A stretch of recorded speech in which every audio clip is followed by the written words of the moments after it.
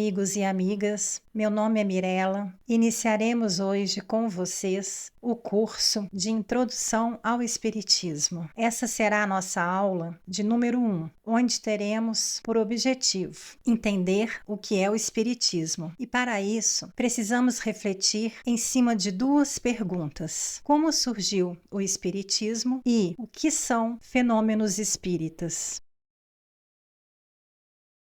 Vamos falar agora sobre os fenômenos espíritas. As manifestações espirituais são de todos os tempos, ou seja, os fenômenos espíritas não são recentes, pois fatos históricos mostram registros de manifestações entre os povos antigos, pois desde a idade mais remota existiam relações entre a humanidade terrena e o mundo dos espíritos, em todos os tempos, em todos os países e em todas as religiões. Sendo assim, a faculdade mediúnica sempre existiu, desde o surgimento do homem na face da Terra, pois é uma faculdade inerente ao espírito do homem. Temos aqui alguns exemplos dessa relação do mundo espiritual com o mundo material. Na pré-história, nas comunidades primitivas, em remotas eras da humanidade, as práticas ritualísticas envolvendo a adoração dos antepassados são um inegável indício do contato com espíritos. No hinduísmo, temos o Código dos Vedas, que é o mais antigo código religioso que se tem notícia, onde se encontra o registro da existência dos espíritos. Os espíritos dos antepassados, no estado invisível, acompanhavam certos brahmanes convidados para a cerimônia em comemoração dos mortos, sob uma forma aérea. Seguem-nos e tomam lugar ao seu lado quando eles se assentavam. No Egito, os egípcios acreditavam em uma vida após a morte, pela conservação de seus mortos através da mumificação.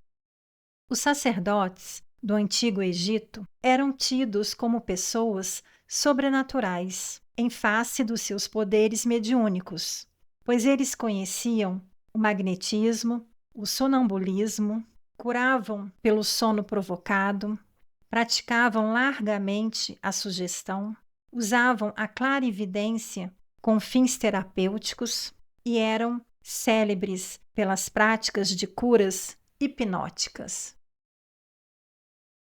O povo hebreu e Moisés. Nenhum povo da antiguidade deixou mais registros mediúnicos que os hebreus, legando inumeráveis narrativas que deram origem à Bíblia. A tão propagada proibição de Moisés, a evocação dos espíritos, é uma das maiores confirmações sobre a existência da mediunidade.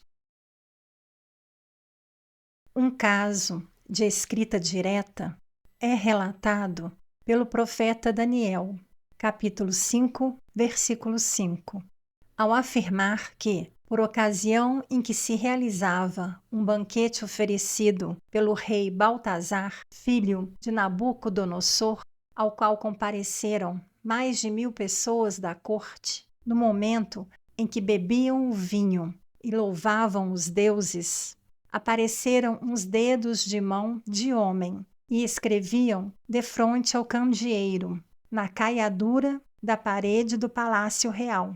E o rei via os movimentos da mão que escrevia. O filósofo grego Sócrates, constantemente orientado pelo guia espiritual, revela-se precursor do cristianismo. Temos aqui uma fala de Sócrates. Abre aspas. Desde minha infância, graças ao favor celeste, sou seguido por um ser quase divino, cuja voz me interpela a esta ou aquela ação. Fecha aspas. Os discípulos de Sócrates se referem com admiração e respeito ao amigo invisível que o acompanhava com muita frequência. Em Mateus, capítulo 17, versículos 1 a 9, temos a seguinte passagem. 6 dias depois, Jesus tomou consigo Pedro, os irmãos Tiago e João, e os levou a um lugar à parte, sobre uma alta montanha, e se transfigurou diante deles. O seu rosto brilhou como o sol, e as suas roupas ficaram brancas como a luz. Nisso, lhes apareceram Moisés e Elias, conversando com Jesus. Uma nuvem luminosa os cobriu com sua sombra, e da nuvem saiu uma voz que dizia: Este é o meu filho amado, que muito me agrada. Escutem o que ele diz. Ao descerem da montanha, Jesus ordenou-lhes: Não contem a ninguém essa visão, até que o Filho do Homem tenha ressuscitado dos mortos. Paulo de Tarso, ainda como Saulo de Tarso, às portas de Damasco, teve a visão do Nazareno, em perfeita configuração luminosa, convertendo-se, deste modo, ao apóstolo e medianeiro do Mestre. Na Bíblia, Paulo deixa claro o intercâmbio entre os dois mundos, ao afirmar: Não extingais o espírito, não desprezeis as profecias, examinai tudo, retém o que é bom. O apóstolo João mostra a possibilidade de comunicação entre o mundo espiritual e o mundo material, porém nos alerta para a qualidade dessa comunicação. Abre aspas. Não acrediteis em qualquer espírito, mas examinai os espíritos para ver se são de Deus. Fecha aspas. Joana d'Arc, desde pequena, escutava vozes no silêncio dos bosques, que atribuía a São Miguel, Santa Margarida e Santa Catarina, os quais a incentivaram para se voltar a Deus e defender a França. Orientada pelas vozes do céu, assume a missão de libertar sua pátria do jugo inglês. E, guiada por essas vozes, reorganizou o exército francês e conduziu Carlos VII ao trono. Seu triunfo motivou inveja e intrigas que culminaram na sua captura. Foi perseguida como herege, submetida ao sacrifício inquisitorial e posteriormente condenada pelo fato de não querer negar essas vozes perante a igreja. Mesmo no momento extremo, ainda afirmava ouvir os espíritos. Sua voz chegava até a silenciosa multidão que escutava, aterrada, as suas preces e gemidos. Por fim, no último grito de agonia, de amor, Joana disse: Jesus. Posteriormente, a igreja que a condenou e à qual Joana sempre foi fiel, declarou-a inocente. Embora as manifestações espirituais sejam de todos os tempos, ficou assinalado como 18 de abril de 1857, que é a data da publicação de O Livro dos Espíritos, o início da doutrina espírita. Dessa forma, surge assim o Espiritismo, criado por Allan Kardec. Espiritismo e espiritualismo. Qual é a diferença? O que vocês acham? Bem, todas as religiões são espiritualistas, ou seja, entre as religiões há pontos em comum, como, por exemplo, a crença em Deus, a crença na alma e a crença na imortalidade. Ou seja, os espiritualistas acreditam que exista algo após a morte, e eles também possuem algum tipo de ritual, algum dogma. Já no espiritismo, nós cremos em todos esses pontos em comum, que são a crença em Deus, a crença na alma e na imortalidade. Porém, nós não possuímos nenhum tipo de ritual, algum dogma. E também cremos na reencarnação, que é o ponto forte do espiritismo. Ou seja, nós espíritas somos reencarnacionistas. Temos aqui os pontos fundamentais do espiritismo, que são a reencarnação, a imortalidade da alma, a existência de Deus, a comunicabilidade dos espíritos, a lei de causa e efeito, o livre-arbítrio, a lei da evolução e a pluralidade dos mundos habitados. Esses pontos nós iremos estudar mais para frente. Em uma outra aula, veremos mais detalhes de cada ponto aqui citado. Então, como acabamos de explicar, nós podemos dizer o seguinte, que todo espírita é espiritualista, mas nem todo espiritualista é espírita. Porque o espírita, assim como todo espiritualista, crê em algo além da matéria. E por que nem todo espiritualista é espírita? Porque no espiritualismo, como já vimos, existe a presença de rituais ou dogmas que não são seguidos pelo espiritismo. E a Umbanda? Sempre me perguntam, é espiritualismo ou espiritismo? Bem, a Umbanda tem 2 pontos em comum com o espiritismo, que é a reencarnação e a evolução da alma. Porém, a Umbanda possui rituais que não se fazem presentes no espiritismo. Logo, a Umbanda é uma religião espiritualista e não espírita. E precisamos também levar em consideração que o termo espiritismo surgiu com Allan Kardec, com a publicação do Livro dos Espíritos, em 18 de abril de 1857.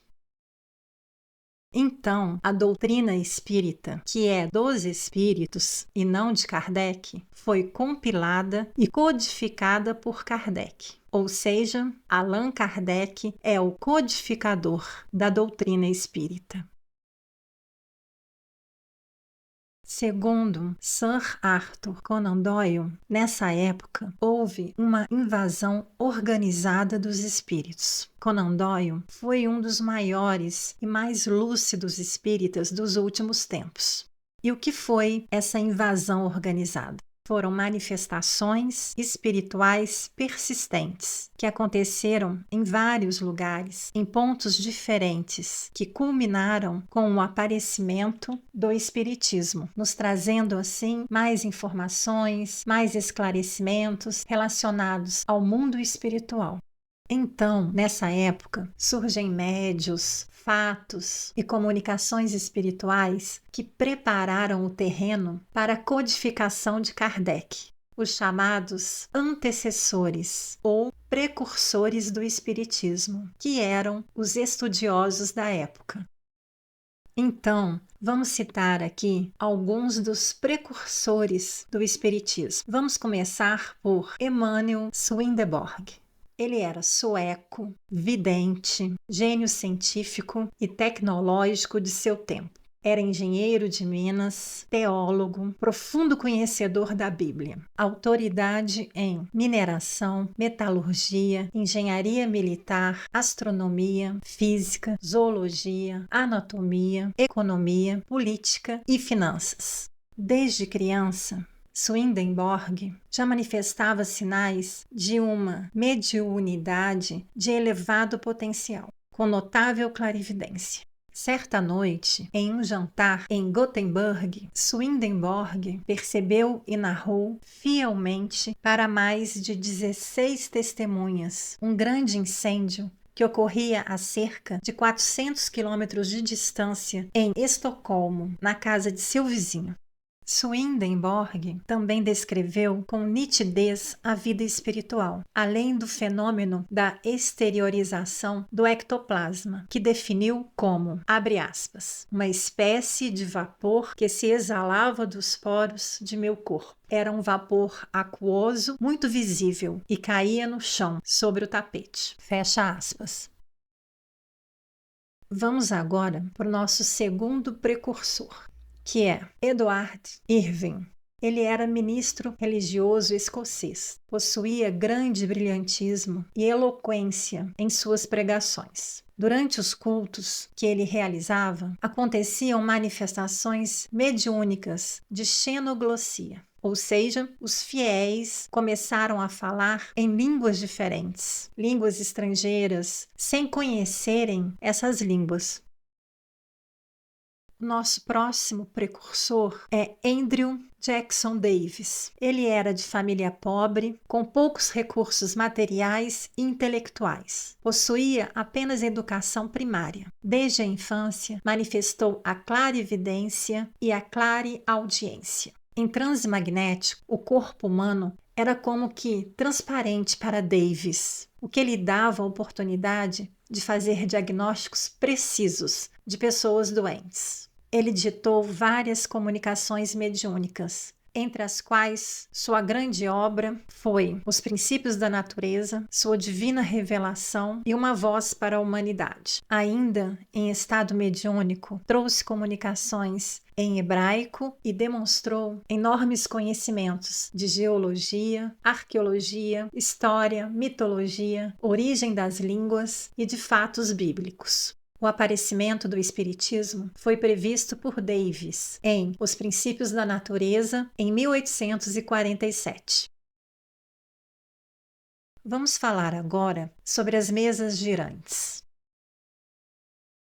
No século XIX, um fenômeno agitou a Europa: as mesas girantes. Nos salões elegantes, após os saraus, as mesas eram alvo de curiosidade e questionamento, pois moviam-se, erguiam-se no ar e respondiam a questões mediante batidas, que é a tipologia. Então, o fenômeno chamou a atenção de um pesquisador sério, discípulo do célebre Johann Pestalozzi, Hippolyte Léon Denisard Rivail. Hippolyte, pseudônimo Allan Kardec. Era pedagogo francês, fluente em diversos idiomas, autor de livros didáticos, adepto de rigoroso método de investigação científica. Hippolyte assumiu o pseudônimo de Allan Kardec, pois, quando ele foi publicar o Livro dos Espíritos, ele não queria usar o seu próprio nome, pois ele já tinha várias obras didáticas. Então o espírito, chamado Zéfiro, sugeriu para Hippolyte que ele usasse o pseudônimo de Allan Kardec, pois foi um nome que ele já tinha usado em uma outra vida, quando ele foi um druida. Hippolyte não aceitou de imediato os fenômenos das mesas girantes, mas estudou-as atentamente, cientificamente, através do método experimental, e observou que uma força inteligente movia as mesas girantes e investigou a natureza dessa força, que se identificou como os espíritos dos homens que haviam morrido. Vamos falar agora um pouco sobre o método experimental ou método racional intuitivo utilizado por Kardec. Ele era baseado na intuição, observação, comparação, análise sistemática, dedução e conclusão. Então, baseando-se nesses pontos, Kardec construiu o edifício doutrinário do Espiritismo, ensinando que a investigação, análise e conclusão dos fenômenos mediúnicos seguem dois fundamentos: a razão e o bom senso. A razão, tal como ensina a ciência, e o bom senso, segundo as diretrizes da intuição ou da inspiração. Então, seguindo o método racional, intuitivo ou experimental, Allan Kardec fez centenas de perguntas aos espíritos, analisou as respostas, comparou-as, compilou-as e codificou-as, submetendo tudo aos crivos da razão e do bom senso, e não aceitando e não divulgando nada que não passasse por esses dois crivos. Dessa forma, nasceu o Livro dos Espíritos, com 501 perguntas em sua primeira edição. Já em 1860, em sua terceira edição, o Livro dos Espíritos tinha 1019 perguntas. Sendo assim, o professor Hippolyte Rivail imortalizou-se, adotando o pseudônimo de Allan Kardec, sugerido, como já dissemos, pelo espírito Zéfiro. Codificação do Espiritismo por Kardec. De acordo com o professor José Herculano Pires, O método utilizado por Kardec na codificação do Espiritismo foi composto por 4 pontos fundamentais. Primeiro ponto, a escolha de colaboradores mediúnicos insuspeitos, tanto do ponto de vista moral quanto da pureza das faculdades e da assistência espiritual. Segundo ponto, análise rigorosa das comunicações, do ponto de vista lógico, bem como do seu confronto com as verdades científicas demonstradas, pondo-se de lado tudo aquilo que não possa ser logicamente justificado. Terceiro ponto, controle dos espíritos comunicantes, através da coerência de suas comunicações e do teor de sua linguagem. Quarto ponto, consenso universal, ou seja, concordância das várias comunicações, dadas por médiuns diferentes, ao mesmo tempo e em vários lugares, sobre o mesmo assunto. Sendo assim, quando Kardec estava estudando e pesquisando os fenômenos espirituais, as mesas girantes, ele conhece as irmãs Fox, Margaret, Kate e Lia, que eram médiuns de efeitos físicos. Em dezembro de 1847, a família Fox, composta por pai, mãe metodistas e 2 filhas, Margaret, com 14 anos, e Kate, com 10 anos, Lia, na época, morava em Rochester, alugaram uma casinha modesta, de madeira, com fama já de mal-assombrada. Em meados de março de 1848, no vilarejo de Hydesville, em Nova York, certos ruídos começaram a acontecer na casa dos Fox e foram crescendo em intensidade. Por vezes eram batidas, em outras vezes sons como arrastar de móveis. Então, a jovem Kate desafiou a força invisível a repetir as batidas que fazia com os dedos. Embora o desafio tivesse sido feito com palavras suaves, foi prontamente respondido.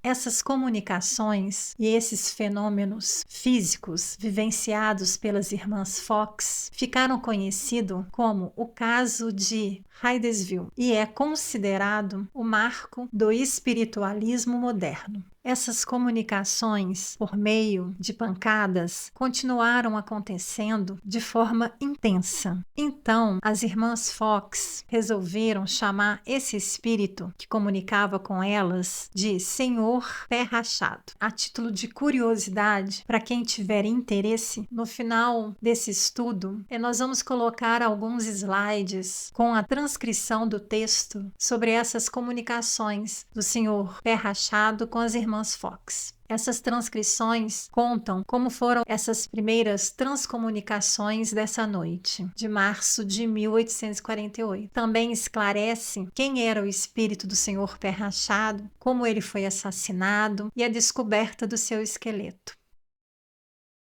Voltando para o nosso estudo, com o objetivo de convencer os difamadores sobre a autenticidade do fenômeno de Hydesville, as irmãs Fox começaram a fazer demonstrações públicas. A primeira delas se deu em 14 de novembro de 1849, no Corinthian Hall, o maior salão de Rochester. Várias comissões foram organizadas para estudar o fenômeno de Hydesville. Margaret, Kate e Lia foram exaustivamente expostas e estudadas. Vamos voltar um pouquinho a comentar sobre Sir Arthur Conan Doyle. Ele deixou registrado que, embora outros fenômenos mediúnicos já tivessem acontecido anteriormente, o caso de Hydesville foi um marco no desenvolvimento de um sistema de diálogo de forma simples e prática entre os mundos espiritual e material. A repercussão do caso de Hydesville acabou fomentando o aparecimento de outros focos de mediunidade, ou pelo menos encorajando a divulgação deles. Segundo Conan Doyle, não se limitando às irmãs Fox, os espíritos vinham promover uma verdadeira invasão organizada. Abre aspas. Era uma verdadeira nuvem psíquica, descendo do alto e se mostrando nas pessoas suscetíveis. Fecha aspas. Escreveu o célebre cavaleiro britânico.